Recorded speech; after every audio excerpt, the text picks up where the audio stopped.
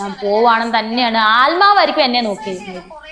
സുധിച്ചേട്ടന്റെ ആത്മാവായിരിക്കും എന്നെ നോക്കിയത്. സുധിച്ചേട്ടനല്ല അവിടെ, ഞാൻ സുധിച്ചേട്ടനല്ല ഞാൻ കണ്ടത്. നമസ്കാരം guys, Renu Sudhi.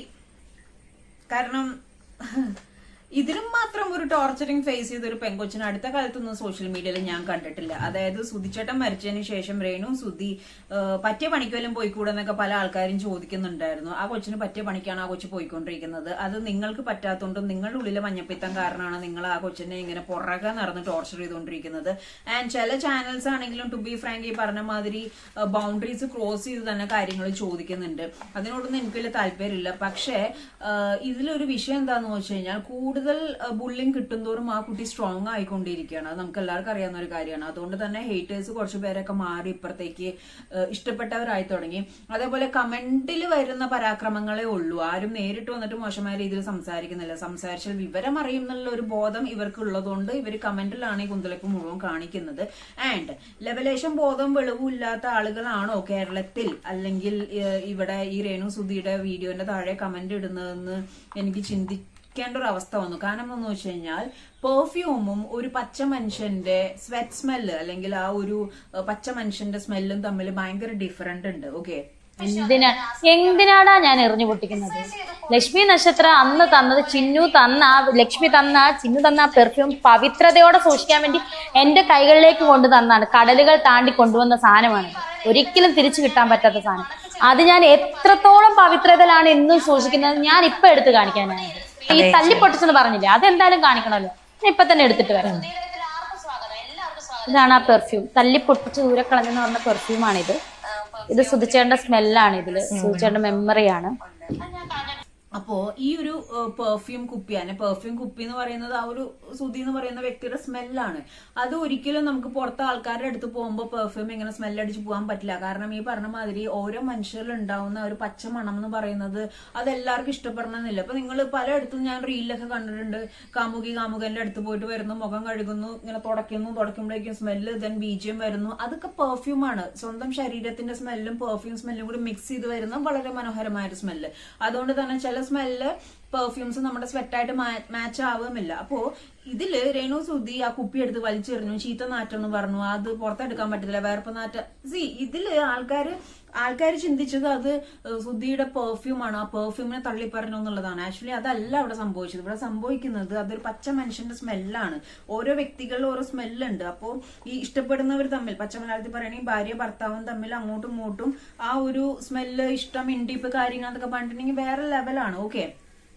And second thing എനിക്ക് പറയാനുള്ളത്, രേണുവിനെ സംബന്ധിച്ചിടത്തോളം രേണു കീപ്പ് ഓൺ മൂവിംഗ് ആണ് 24/7. രേണുവിനെ സംബന്ധിച്ചിടത്തോളം 24 മണിക്കൂർ മതിയാവുന്നില്ലെന്നാണ് എനിക്ക് തോന്നുന്നത്. അത് അങ്ങനെ ഒരു സിറ്റുവേഷനിലോട്ട് പോകാൻ കാരണം എന്താണെന്ന് വെച്ച് കഴിഞ്ഞാൽ she don't want to think about it in the sense like ഒരു മിനിറ്റ് ഇരിക്കുമ്പോൾ പോലും മനുഷ്യന്മാരല്ലേ, ഒരു പുറത്ത് കാണിക്കുന്ന പോലെയല്ല ഒരു വ്യക്തി എത്രത്തോളം സെൻസിറ്റീവ് ആണെന്നുള്ളത് ആ വ്യക്തിയായിട്ട് ക്ലോസ് ആയിട്ട് നിൽക്കുന്ന ആളുകൾക്ക് നമുക്ക് അറിയാൻ പറ്റത്തുള്ളൂ. കാരണം ഇങ്ങനെ ഓടി നടക്കുന്നത് ഒരു മിനിറ്റ് ഇരുന്നാൽ പോലും ആ കുട്ടിക്ക് വിഷമമുള്ള കാര്യങ്ങൾ മൈൻഡിലോട്ട് വരും. അങ്ങനെ വിഷമിച്ചിരിക്കേണ്ട ആവശ്യമില്ല. കുടുംബം നോക്കണം, ഞാൻ ഇങ്ങനെ ഇരുന്നാൽ ശരിയാവില്ല എന്നുള്ളൊരു മൈൻഡോട് കൂടി മുന്നോട്ട് പോകുമ്പോൾ ചില ചോദ്യങ്ങൾ ആ കുട്ടിക്ക് മാനസികമായിട്ട് ബുദ്ധിമുട്ട് ഉണ്ടാകുന്നുണ്ടെന്ന് ഇൻഡയറക്ട്ലി മനസ്സിലായതിന്റെ ഭാഗമായിട്ടാണ് ഞാൻ ഈ വീഡിയോ ചെയ്യുന്നത്. ഇറ്റ്സ് എ പ്യുവർ റിയാക്ഷൻ വീഡിയോസിൽ ഞാൻ രേഖപ്പെടുത്തിയത് എന്താണെന്ന് വെച്ച് കഴിഞ്ഞാൽ ചില അൺഎത്തിക്കൽ ആയിട്ടുള്ള കുറച്ച് സംഭവങ്ങൾ കണ്ടതിന്റെ ഭാഗമായിട്ടാണ് ഞാൻ ഈ കാര്യത്തെ പറ്റി സംസാരിക്കുന്നത്. ഓക്കെ, സുധി എന്ന് പറയുന്ന വ്യക്തിയെ സംബന്ധിച്ചിടത്തോളം സുധിയുടെ മരണം ആ വ്യക്തിയെ ഭയങ്കരമായിട്ട് വലച്ചിട്ടുണ്ടെന്നുള്ള കാര്യം അവർക്ക് പേഴ്സണലി അറിയാവുന്ന ഒരു കാര്യമാണ്. അത് നമുക്ക് ചിന്തിച്ചാൽ അറിയാം.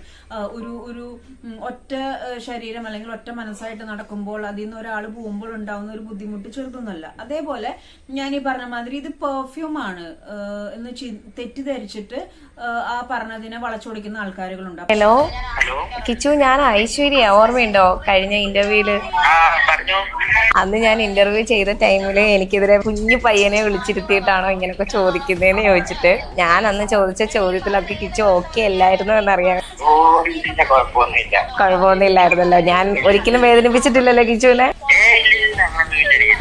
ആൾക്കാർക്ക് അറിയില്ലല്ലോ, അതുകൊണ്ടാട്ടോ വിളിച്ചത്. ആൾക്കാർക്ക് അറിയില്ലെന്നോ? പിന്നെ എന്ത് തേങ്ങയ്ക്ക് ആൾക്കാരുടെ മുന്നിലോട്ട്? ആൾക്കാർക്ക് അറിയില്ല എന്നുള്ള ബോധം നിങ്ങൾക്ക് ഉണ്ടെങ്കിൽ പിന്നെ എന്ത് തേങ്ങയ്ക്കാണ് ഈ സാധനം എടുത്ത് പുറത്തോട്ട് ഇട്ടത്?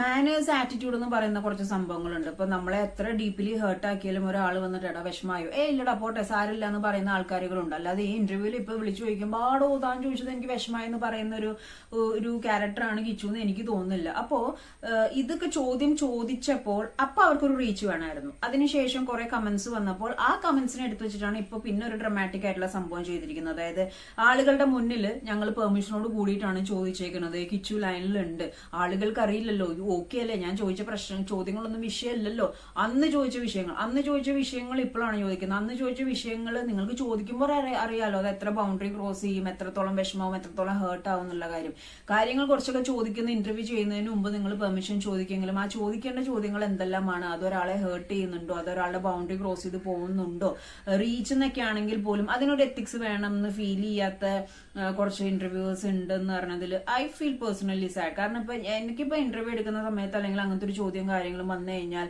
I will react definitely. കാരണം ഒരു ബൗണ്ടറീസ് ഉണ്ട് എല്ലാവർക്കും, അത് ക്രോസ് ചെയ്ത് ചോദിക്കുന്നത് ഭയങ്കര മോശം തന്നെയാണ്. ഇപ്പോൾ ഈ ആളുകൾക്ക് അറിയില്ലല്ലോ എന്ന് പറഞ്ഞ് എടുത്തിട്ട് ഈ ഡ്രാമ അപ്പൊ ഇതൊക്കെ എടുത്തിട്ടിട്ട് ആൾക്കാരുടെ മുന്നിലോട്ട് അറിയില്ലെങ്കിൽ പിന്നെ എന്തിനാണ് എടുത്തിട്ടാണ് നിൽക്കുന്നത്? നിങ്ങൾ ഉദ്ദേശിച്ച അറിവില്ലായ്മ ഞാൻ ഓൾറെഡി പെർമിഷൻ എടുത്തിട്ടാണ് കൺസെന്റ് എടുത്തിട്ടാണ് ഈ സാധനം ചെയ്തിരിക്കുന്നത് എന്ന് പറഞ്ഞിട്ടുള്ള സാധനമാണ്. ഇതേപോലെ തന്നെ രേണുവിന്റെ ഹോട്ട് സീറ്റിലുള്ള സംഭവം ആ ശാത്യം വന്ന് പറയണ്ടായിരുന്നു, പെർമിഷൻ ചോദിച്ചിട്ടാണ് കുറച്ച് കാര്യങ്ങളൊക്കെ ചോദിക്കട്ടോ, ആ ചോദിച്ചോ, അതല്ല പെർമിഷൻ, ഇന്ന ചോദ്യങ്ങൾ ചോദിച്ചോട്ടെ എന്ന് എഴുതിയിട്ട് പോയിന്റ് ഔട്ട് ചെയ്തിട്ട് അത് ചോദിച്ചോളൂ എന്ന് പറയുമ്പോഴാണ് അത് കൺസെന്റ് ആവുന്നത്. ആ നോട്ടം എനിക്കത് മറക്കാൻ പറ്റത്തില്ല. നോട്ടം ജൂൺ 4-ാം തീയതി എന്നെ ഒരു നോട്ടം നോക്കിയ നോട്ടം, ആളുടെ കണ്ണിന്റെ ആ പവർ, അതുപോലെ ആളുടെ മുഖം ഡള്ളായിട്ട് കണ്ണ് മാത്രം നമുക്ക് തോന്നും. കാരണം ഇവിടെ എല്ലാം അങ്ങ് ഡള്ളായി, പെട്ടെന്ന് ഇരുണ്ട് കയറിയ പോലെ കണ്ണ്. അതെന്താ എനിക്കറിയില്ല. മരണത്തിന് കുറച്ച് മണിക്കൂറിന് മുന്നെയാണ് ആ നോക്കി അവിടെ ഒരിക്കലും ഇനി കാണില്ല എന്നുള്ള രീതിയാണോ. എന്നിട്ട് ആള് നടന്നാ പോയത്, കവല വരെ നടന്നു പോയപ്പോ ചേച്ചിയുടെ ഹസ്ബൻഡ് പുറകെ വന്നപ്പോ ആള് നടന്നു പോയപ്പോ ചേച്ചിയുടെ ഹസ്ബൻഡ് ചോദിച്ചു, അളിയാ എന്നെ ഒന്ന് വിളിക്കാൻ പറ്റില്ല, ഞാൻ കൊണ്ടുപോയി. ഞാനിങ്ങനെ നടന്നും കേട്ടു. അവസാന യാത്രയായിരുന്നു, ആ വഴി കൂടെ ഒരുപാട് സഞ്ചരിച്ചതാണേ. ഞാനിങ്ങനെ ഓരോരുത്തരോട് വർത്താനം പറഞ്ഞ് നടന്നും കേട്ടും പോയ വഴി എനിക്ക് നടക്കണമെന്ന് തോന്നി നടന്നു.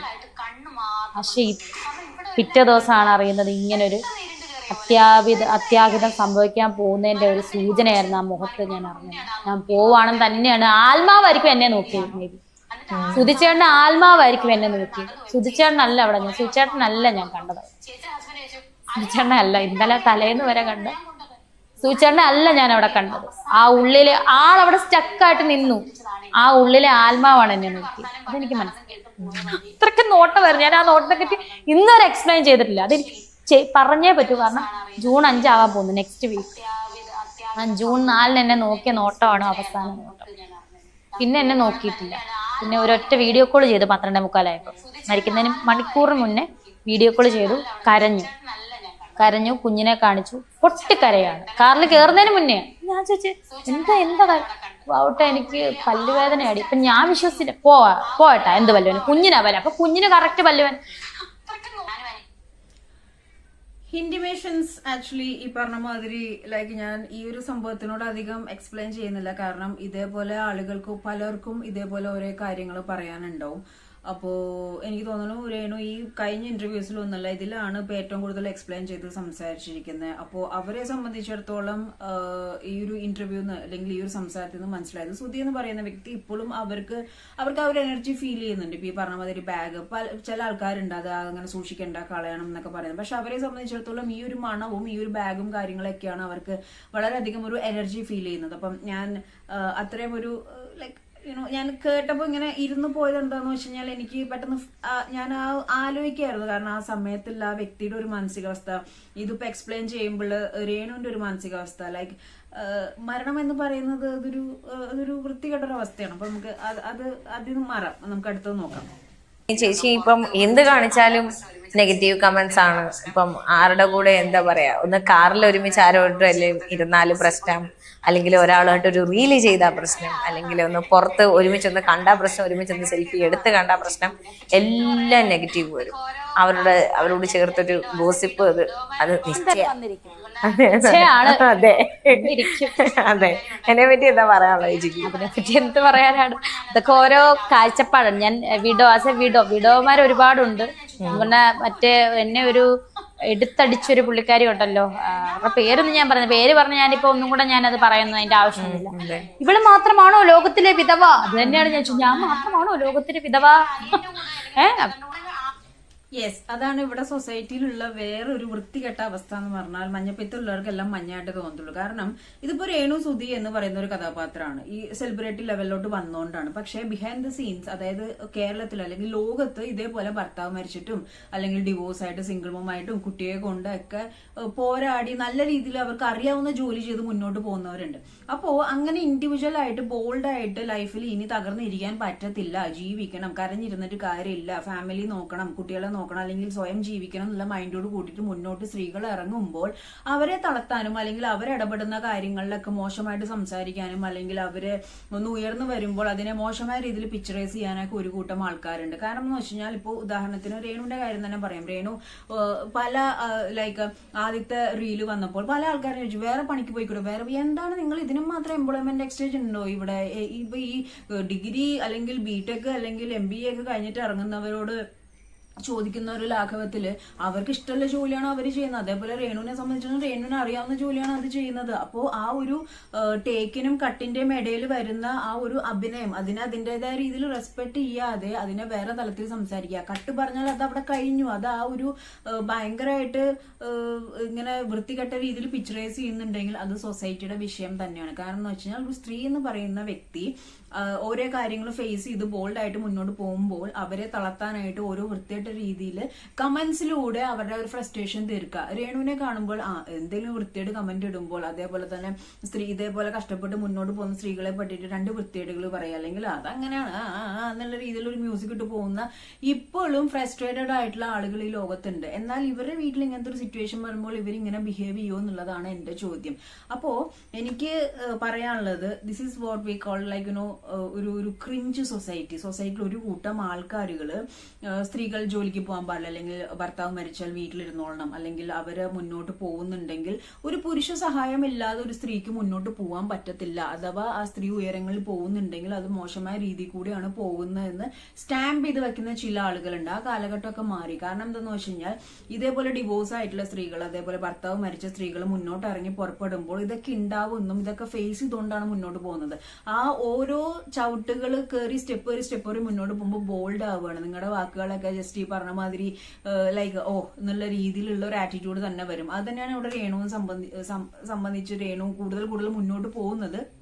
Let them talk or let them bark. കുറയ്ക്കുന്ന പട്ടിയുടെ എല്ലാത്തിന്റെയും ഇതിലേക്ക് കല്ലെറി നിന്ന് നമ്മൾ എത്തേണ്ടടുത്ത് എത്തിട്ടില്ല. Anyway keep going Renu, wish you all the best. Health ശ്രദ്ധിക്കുക. ഹെൽത്ത് ശ്രദ്ധിച്ചില്ലെങ്കിൽ ആളുകൾ പറയുന്നത് നമുക്ക് ഇഗ്നോർ ചെയ്യാൻ പറ്റും, പക്ഷെ ഹെൽത്തിൽ വിഷയം വന്നാൽ ഒരു ഇഗ്നോർ ചെയ്യാൻ പറ്റില്ല. അതിന്റെ സൈൻ ഭയങ്കര നെഗറ്റീവ് ആയിരിക്കും. Keep going. അപ്പോ ഇനിയും ഒരുപാട് ഉയരങ്ങളിൽ എത്താൻ സാധിക്കട്ടെ. Wish you all the best. Love you. Take care.